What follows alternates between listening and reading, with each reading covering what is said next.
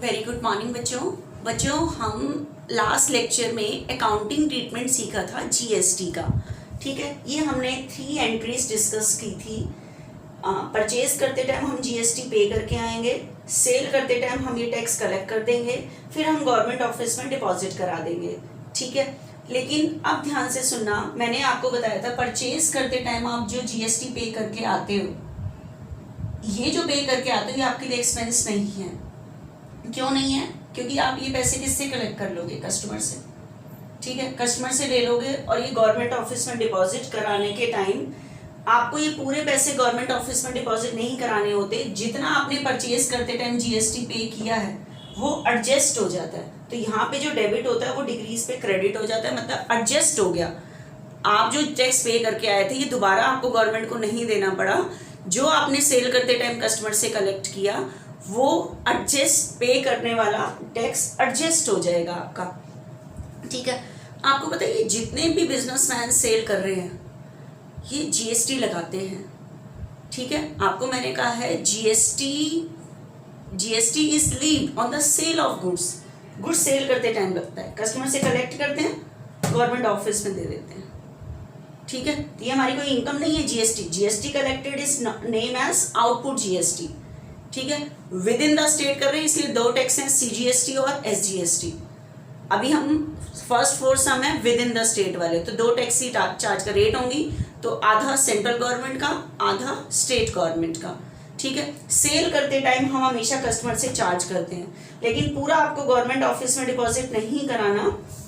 जितना आप परचेज करते टाइम पे करके आ चुके हो वो एंट्री में एडजस्ट हो जाता है, बाकी बैलेंस पे कर देते हैं। लेकिन अब ध्यान से सुनना, किस किस केस में, कौन से ऐसे केस हैं जिसके अंदर ये इनपुट जीएसटी एडजस्ट नहीं हो पाता? आप बताओ। मैंने ये गुड्स परचेज किया था, ठीक है, एंड परचेज किया था और मैंने ये गुड्स हाफ रिटर्न कर दिया, इसमें से आधा गुड्स वापस कर दिया।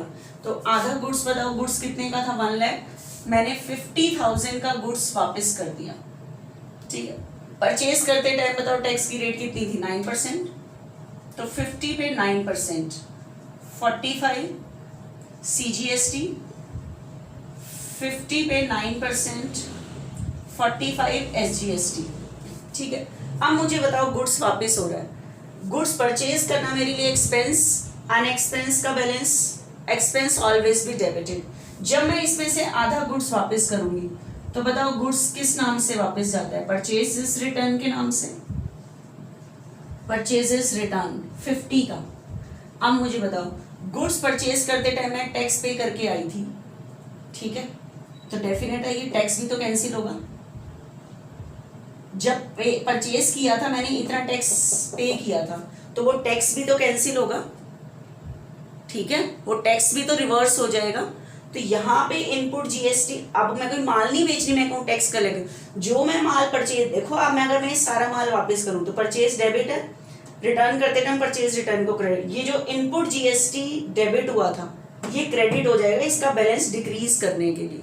ठीक है, तो लेकिन सारा नहीं, तो बताओ कितने का गुड्स वापस करना है? 50, तो 50 पे 9%, 45।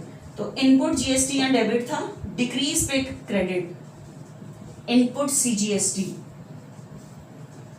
Input SGST 45, 45, 59। ठीक है, अगर मान लो हमने गुड्स ऑन क्रेडिट परचेज किया है, मान लो मोहन से गुड्स परचेज किया है, इतना टैक्स पे करके आए हैं, तो बताओ मेरी क्या इंक्रीज हो जाएगी? लायबिलिटी 1,18,000। लेकिन मैंने मोहन को आधा गुड्स वापस कर दिया। ठीक है, कितने का गुड्स वापस कर दिया? 50 का। ठीक है, लेकिन मैं मोहन को जीएसटी पे करके आई थी, जब गुड्स वापस हो गया तो टैक्स भी तो नहीं लगेगा ना। तो यहाँ जीएसटी जो डेबिट हुआ था उसको कैंसिल करने के लिए क्रेडिट हो गया।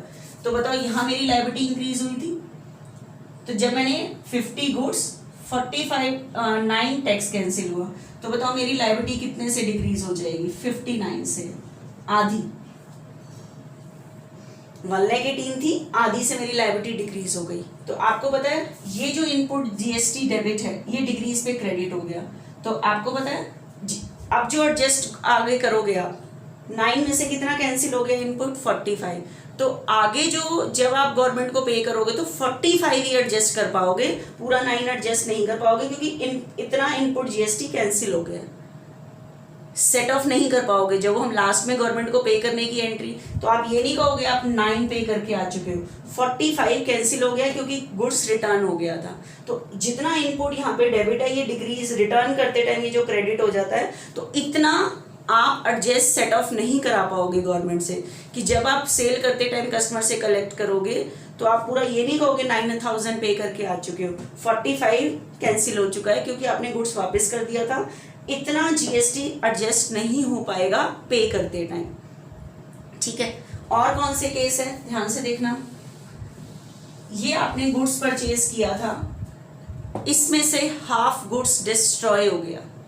क्या हो गया? डिस्ट्रॉय हो गया, ठीक है। आपको पता है गुड्स डिस्ट्रॉय बाय फायर, आग लग गई। तो बताओ मेरे पास गुड्स 1 लाख डेबिट था, इसमें से आधा गुड्स डिस्ट्रॉय हो गया। तो परचेज डेबिट है, डिक्रीज पे क्रेडिट 50। तो आपको पता है ये गुड्स, आधा गुड्स मैं सेल नहीं कर रही, मैं कहूँ कस्टमर से ले लूंगी, मेरा ये डिस्ट्रॉय हुआ है। तो जितना मैं जीएसटी इसके ऊपर पे करके आई थी, तो ये मेरे लिए पूरा का पूरा, मतलब ये मेरा गवर्नमेंट से मैं सेट ऑफ नहीं करा पाऊंगी क्योंकि मैं माल बेचते टाइम कस्टमर से ले सकती हूँ, माल जल गया तो ये तो एडजस्ट ही नहीं हो पाएगा। तो ये इनपुट जीएसटी यहाँ पे कैंसिल हो जाएगा, मतलब इतना आप गवर्नमेंट से एडजस्ट नहीं करा पाओगे। तो इनपुट सीजीएसटी यहाँ पे डेबिट है, डिक्रीज पे credit. Input CGST 9% 45, input SGST 9% 45, ठीक है। तो बताओ हमें टोटल लॉस कितना हुआ? 50 का गुड्स था, 9,000 हमने इसके ऊपर टैक्स पे किया हुआ था, तो टोटल हमें लॉस कितना हुआ? क्योंकि हम ये बेचते टाइम कस्टमर से कलेक्ट ही नहीं कर पाएंगे, तो जो हम टैक्स पे करके आए थे वो हमारे लिए लॉस ही हो गया पूरा का पूरा, ठीक है। क्योंकि हम इसे गवर्नमेंट से एडजस्ट नहीं करा पाएंगे क्योंकि माल जल गया है, क्योंकि मैं सेल करते टाइम ये कस्टमर से कलेक्ट नहीं कर पाऊंगी क्योंकि माल जल गया है। तो मेरे को टोटल लॉस जो हो रहा है बच्चे वो 59 का हो रहा है, and loss always be debited. तो लॉस बाय फायर, तो टोटल लॉस 50 का नहीं हुआ, 9,000 जो टैक्स पे करके आए हो आप, वो भी आप आगे जाके गवर्नमेंट से सेटअप नहीं करा पाओगे क्योंकि आप इस माल को बेच ही नहीं सकते, ये जल गया है। तो यहाँ पे जो डेबिट था डिक्रीज पे क्रेडिट, मतलब इतना खत्म हो गया, टैक्स जो पे करके आए थे वो आपका लॉस पे कन्वर्ट हो गया, ठीक है। And loss always be debited, ठीक है। तो कुछ ऐसे केसेस हैं जिसके अंदर आपका जो इनपुट सीजीएसटी इनपुट है वो डेबिट होता है परचेज करते टाइम, अगर आप इसे सेट ऑफ नहीं करा सकते तो ये क्रेडिट हो जाता है। आगे और देखना एक बारी, एक दो केसेस और।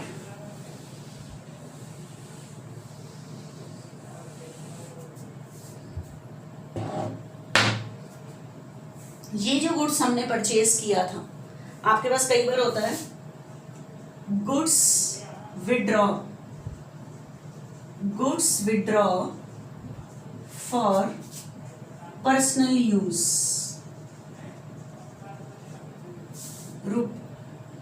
रुपीज 50,000। कितने का गुड्स परचेज किया था? 50 का पर्सनल यूज के लिए निकाल लिया। तो बताओ हमारे पास गुड्स किस नाम से डेबिट था? परचेजेस। हमने पर्सनल यूज के लिए बिजनेस से निकाल लिया, तो गुड्स सेल नहीं कर रहे, गुड्स डिक्रीज हो गया। तो गुड्स किस नाम से पड़ा हुआ था? परचेजेस, डिक्रीज पे क्रेडिट 50। तो आपको पता है हम ये कोई कस्टमर को सेल नहीं कर रहे कि कलेक्ट कर लें, टैक्स कलेक्ट कर लें, ऑनर ने अपने पर्सनल यूज के लिए निकाला है। प्लस इसके ऊपर आप जो जीएसटी पे करके आए हो आधे माल पे, वो आप गवर्नमेंट से सेटअप नहीं करा पाओगे आप, ठीक है। तो इनपुट सीजीएसटी ये जो डेबिट है ये डिक्रीज पे क्रेडिट हो जाएगा, इतना टैक्स एडजस्ट नहीं हो पाएगा। इनपुट सीजीएसटी, आपको मैं ये बात समझ आ रही है कि सेट ऑफ नहीं हो पाएगा। जैसे मैंने आपको लास्ट लेक्चर में बताया था कि हमने सेल करते टाइम कस्टमर से कलेक्ट किया है 18, 9 हम पे करके आए, तो गवर्नमेंट को हमें 9 और देने हैं। सेट ऑफ नहीं हो पाएगा का मतलब 9 जो हमने पे किया था 45 टैक्स एडजस्ट नहीं हो पाएगा क्योंकि ये पर्सनल यूज के लिए यूज होगा, ये आगे पे करते टाइम सेट ऑफ नहीं हो पाएगा, ठीक है। Input CGST 45, input SGST 45। तो अब बताओ टोटल पर्सनल यूज का मेरा एक्सपेंस कितना हो गया? 50 गुड्स था, इसके ऊपर मैंने 9,000 टैक्स पे किया था, तो टोटल पर्सनल एक्सपेंस कितना हुआ? 59। पर्सनल एक्सपेंस के लिए आप क्या वर्ड यूज करते हैं? ड्राइंग्स। तो ड्राइंग्स अकाउंट डेबिट, ठीक है, drawings is a personal account, debit all the receiver. तो टोटल ड्राइंग्स जो डेबिट होगा वो 59 के नाम से, 59 अमाउंट से डेबिट होगा, ठीक है। अब सुनना मेरी बात को ध्यान से, थोड़ा सा मैं कुछ और बताती हूँ, उसके बेस पे हम आगे करते हैं थोड़ा सा।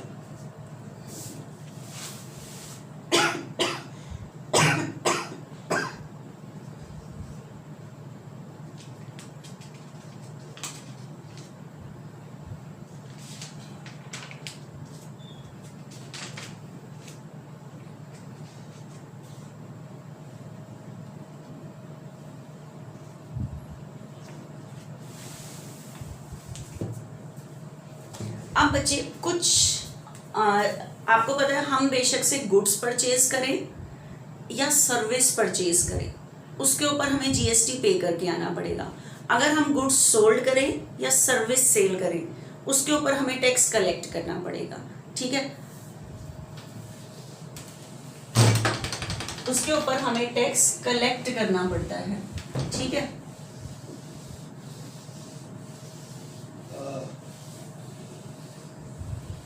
देखना बच्चे ध्यान से एक बार,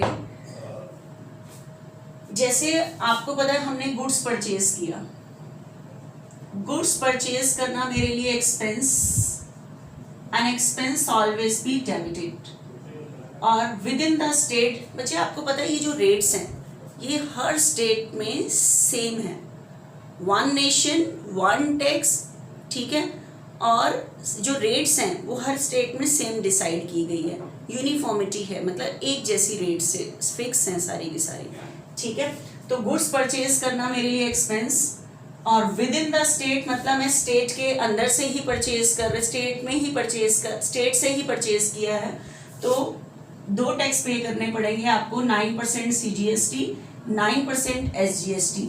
GST paid is input CGST 9,000, input SGST 9,000, ठीक है, टू बैंक 1,18,000 हमने गुड्स परचेज किया। उसके बाद बच्चे हमने एडवर्टीजमेंट पे किया, हमने एडवर्टीजमेंट पे खर्च किया 10,000, ठीक है। तो एडवर्टीजमेंट मेरे लिए expense, an expense always be debited 10,000। तो बच्चे यहाँ पे मैंने कोई गुड्स परचेज नहीं किया, सर्विस परचेज की, सर्विस परचेज की, तो कहने का मतलब है जीएसटी सिर्फ गुड्स पे नहीं लग रहा, GST R levied on the supply of goods and service, ठीक है।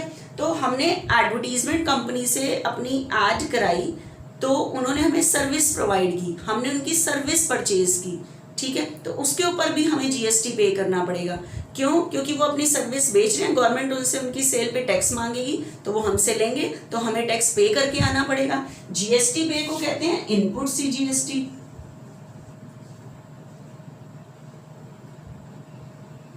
CGST गुड्स परचेज करो, सर्विस मतलब जब भी आप पे करके आओगे उसके ऊपर आपको टैक्स पे करके आना पड़ेगा।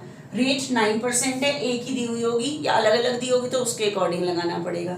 लेकिन ये जो हम सारी, अगर ये सर्विस भी हमने विद इन द स्टेट ली है, इसलिए 2 टैक्स पे करके आने पड़ेंगे, CGST और SGST।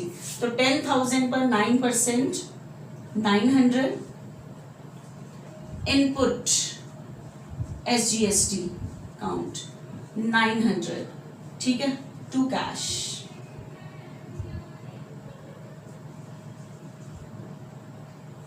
11,800 इतना हमें टैक्स पे करके आना पड़ेगा, ठीक है।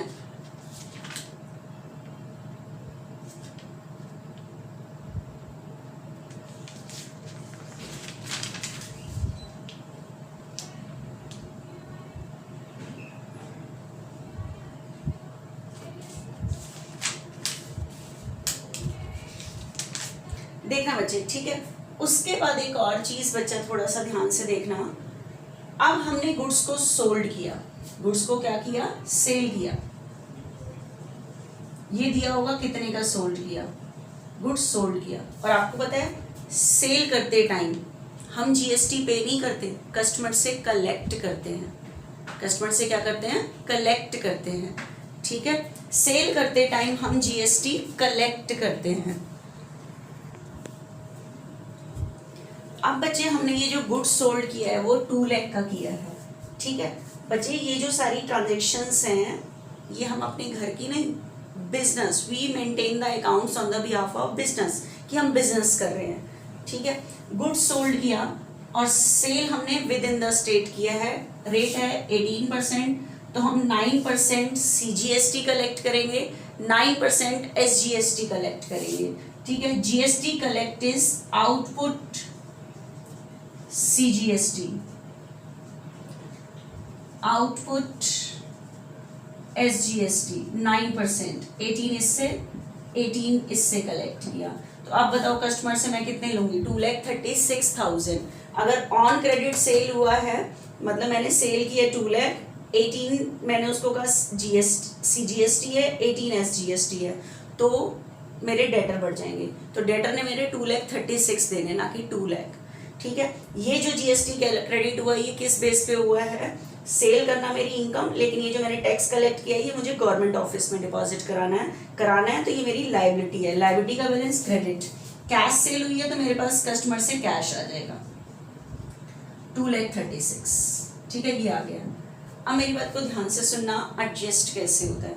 सबसे पहले आप चेक करो कि आपका आउटपुट CGST कितना है, मतलब आपकी लायबिलिटी कितनी है, टोटल आपका आउटपुट CGST कितना है, ठीक है। आपका total output CGST set of कैसे करते हैं, आउटपुट CGST 18,000 है, ठीक है। उसके बाद आप देखो total input, total output CGST कितना है, टोटल इनपुट कितना है, इनपुट CGST मतलब देखो 9 आपने यहाँ पे किया था, 9 आपने यहाँ पे किया था, 9 पे किया था, फिर 900 पे किया था, तो टोटल 9900 है। इतना मतलब आप पे करते टाइम गवर्नमेंट को एडजस्ट करा पाओगे, इतना आपको पे करने की जरूरत नहीं है, ठीक है। उसके बाद total output SGST, total output SGST कितना है, 18 ही है, एक ही है और कहीं नहीं है, ठीक है। उसके बाद टोटल इनपुट SGST 900 ये रहा, इतना पे कर चुके हो, 900 यहाँ पे कर चुके हो, तो टोटल कितना पे कर चुके हो, 90, ठीक है। बैलेंस आउटपुट कितना रह जाएगा, तो अब आप एंट्री कर पाओगे बैलेंस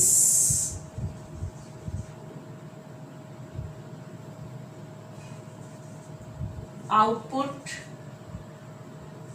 CGST पेड, कैसे निकाल पाओगे बताओ। आपकी लायबिलिटी टोटल कितनी थी, 18, 99 आप एडजस्ट करा दोगे, ठीक है। तो टोटल लायबिलिटी थी 18, कितना एडजस्ट करा दोगे आप, 99, तो कितना पे करना पड़ेगा आपको गवर्नमेंट को, 8100, ठीक है। आपको गवर्नमेंट को पे करना पड़ेगा 8100। इसी तरह से बैलेंस आउटपुट SGST 18 था टोटल, कितना एडजस्ट, टोटल इनपुट कितना है, इनपुट मतलब इतना आप एडजस्ट करा दोगे, तो बाकी कितना बचा, 81। तो अब इसकी एंट्री क्या होती है, गवर्नमेंट को पे करने की एंट्री कैसे करोगे, वो ध्यान से देखना। गवर्नमेंट को पे करने की एंट्री आप कैसे करोगे, सेट ऑफ कराते हुए कैसे पे करोगे, ठीक है। सेट ऑफ कराते हुए आप इसको कैसे पे करोगे, आप बताओ। टोटल आउटपुट CGST लायबिलिटी कितनी है, 18, लायबिलिटी क्रेडिट है, डिक्रीज पे debit, output CGST liability credit है, डिक्रीज पे डेबिट, लेकिन टोटल इनपुट कितना है, 99। ये इस टाइम डेबिट हुआ था, जब आप एडजस्ट करते हुए सेटअप हो गया, मतलब इतना आपने गवर्नमेंट से एडजस्ट करा दिया। इनपुट CGST 99 एडजस्ट करा दिया, तो कितना और पे कर दोगे? 2 bank. Balance output CGST paid 81 पे कर दो, ये 2 बैंक हो गया। गवर्नमेंट को अकाउंट से पेमेंट होती है, ठीक है। सेम हो जाएगा बच्चे SGST का, ठीक है, स्टेट गवर्नमेंट के अकाउंट में जमा कराओ। आउटपुट CGST लायबिलिटी क्रेडिट है, जब पे करोगे लायबिलिटी डिक्रीज हो जाएगी। SGST अकाउंट 18, लेकिन टोटल इनपुट SGST कितना था, मतलब आपको इतना सेटअप कराना है, मतलब इतना आप पे कर चुके हो, गवर्नमेंट को पे करने की जरूरत नहीं है, तो यहाँ डेबिट था, डिक्रीज पे क्रेडिट, ठीक है। मतलब ये जो आपने पे किया, आप पे करते टाइम सेटअप करा सकते हो, लेकिन अगर गुड्स डिस्ट्रॉय हुआ है, पर्सनल यूज के लिए विड्रॉ हुआ, तो जो इनपुट क्रेडिट होता है वो सेटअप नहीं हो पाता। तो मैं जो वर्ड यूज कर रही थी वो ये कह रही थी, वो यहाँ सेटअप नहीं हो पाएगा पे करते टाइम, क्योंकि वो आग लग गई थी, वैसे ही लॉस में हो गया, ठीक है। इनपुट SGST 99 आपने सेटअप करा दिया, बाकी आप गवर्नमेंट को पे कर दोगे 8100, ठीक है। तो कहने का मतलब हर अपनी गुड्स एंड सर्विस पे टैक्स लगाया जाता है, ठीक है। सम हम अभी इस लेक्चर के बाद स्टार्ट करेंगे।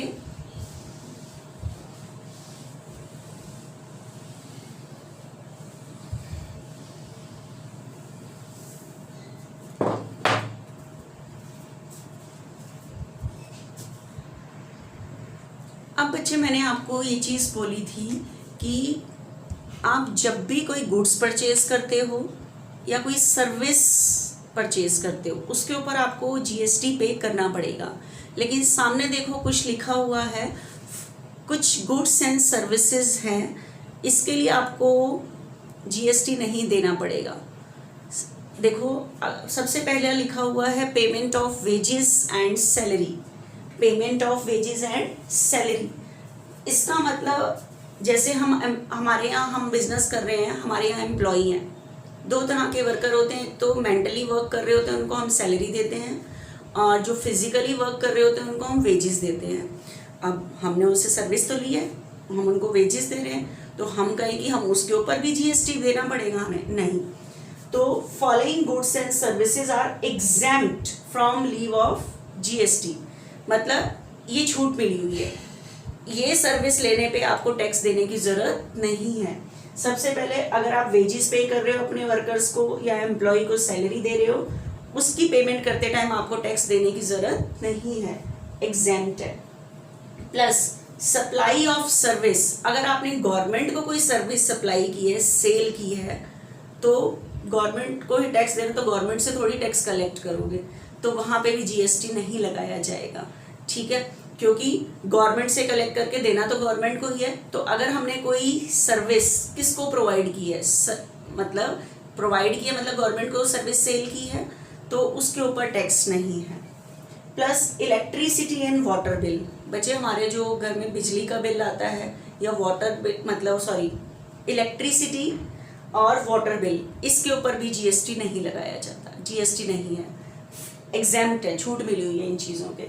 एजुकेशनल सर्विस, अब जैसे आप बच्चे पढ़ाते हो, बच्चों की फीस देते हो, आप कहो कि फीस अगर स्कूल ले रहा है 3000, उसके ऊपर हमें GST भी देना पड़ेगा? नो, एजुकेशनल सर्विस पे नहीं है, GST नहीं है।